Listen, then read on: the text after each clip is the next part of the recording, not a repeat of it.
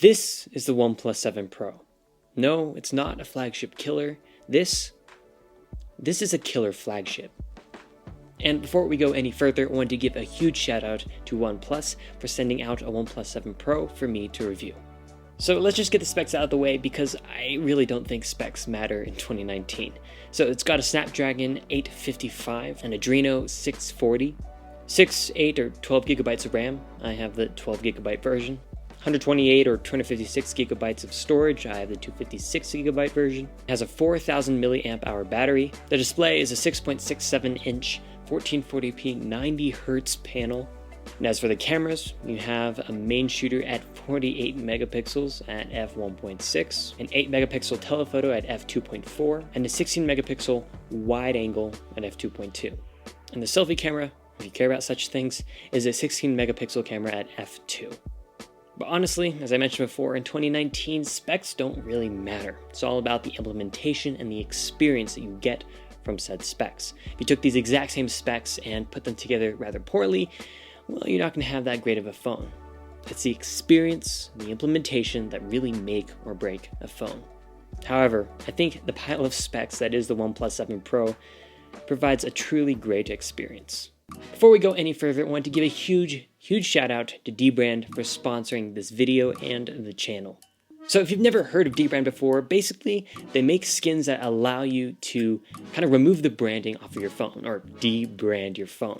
Right now on the OnePlus 7 Pro, I am rocking their brand new Swarm skin, which I think is really cool because it's a bunch of hexagons that shift with the light. And so depending on the way you're looking at it, it has kind of like a different look to it. So I think it's really cool, and you should definitely check them out at the link in the description.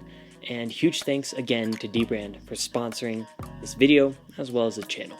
Alright, so in the hand, the OnePlus 7 Pro is admittedly quite a big phone.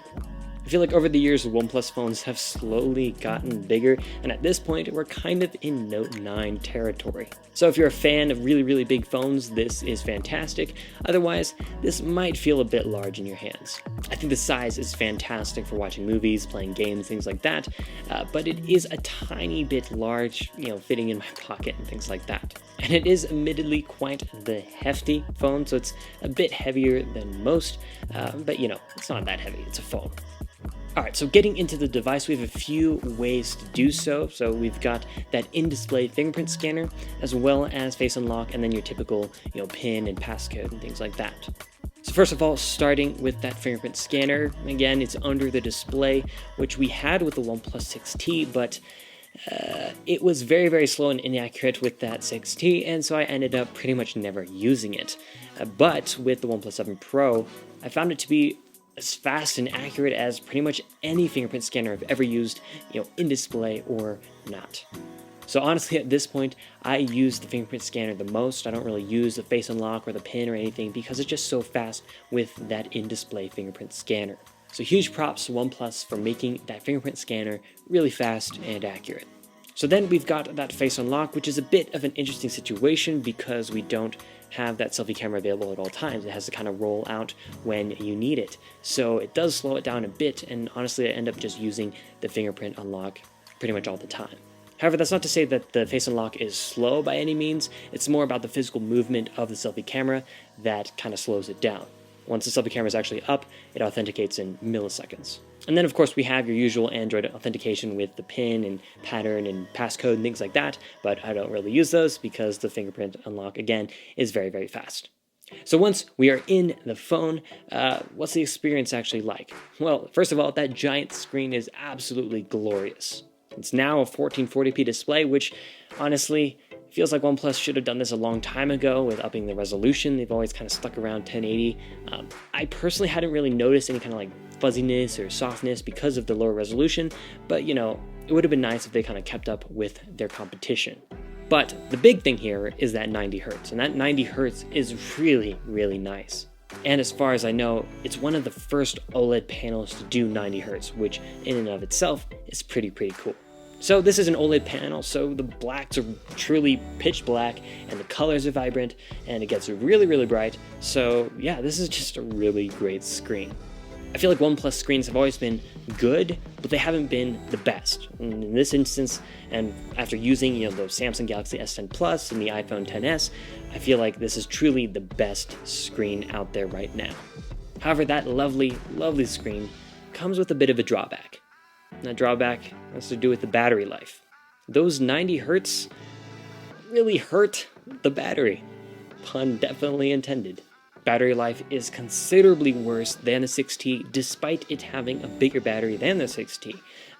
That's not to say that the battery life is bad per se, it's just okay. It's not an amazing battery performer like the 6T was. That 6T lasted forever, but the 7 Pro, you're definitely charging it every night. Now, there are ways to get better battery life out of the 7 Pro. You can drop down the refresh rate or the resolution, but that's kind of the whole point of this screen, and so yeah, it's a bit disappointing that the battery life isn't incredible like the 6T was, but again, it's not terrible, it's just not mind-blowingly awesome. So screen and battery aside, how's the actual software experience? It's awesome as well. It's Oxygen OS, which is OnePlus's own version of Android, and they've made Oxygen OS to be honestly the best version of Android out there right now, in my opinion. OnePlus has slowly iterated over the years, adding new features and kind of refining Android. They've taken Android and done everything they can to kind of complement the experience rather than kind of overwrite everything. And I admire that.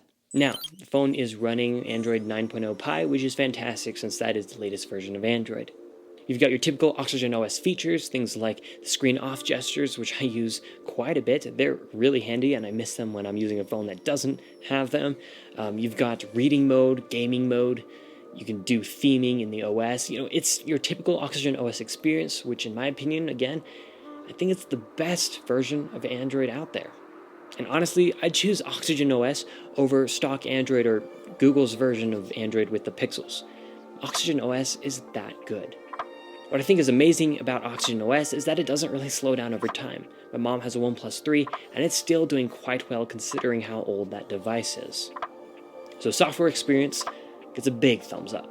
Alright, so let's talk about the camera. We've got 4 of them. We've got the 3 on the rear, and then we've got the selfie camera. Let's talk about the main shooter. 48 megapixels. That's a lot of megapixels. Megapixels do not mean everything. The camera quality is definitely an improvement over the 6T, but it's not outstanding. And this kind of feels like a theme with OnePlus phones. They're great everywhere except a few small spots, and typically one of those spots, maybe it's not so small, is the camera. It's always adequate, but never, pixel level or iPhone level. It's always just kind of almost there, but not quite. I really wish OnePlus had taken the camera a bit more seriously with the 7 Pro, but sadly they haven't. So it's okay. It's not terrible. It's not like you're going to take a photo picture and be like, oh, that's so bad. But, compared to the Pixel, compared to the iPhone, yeah, it's not all that great. Here are a few photo samples.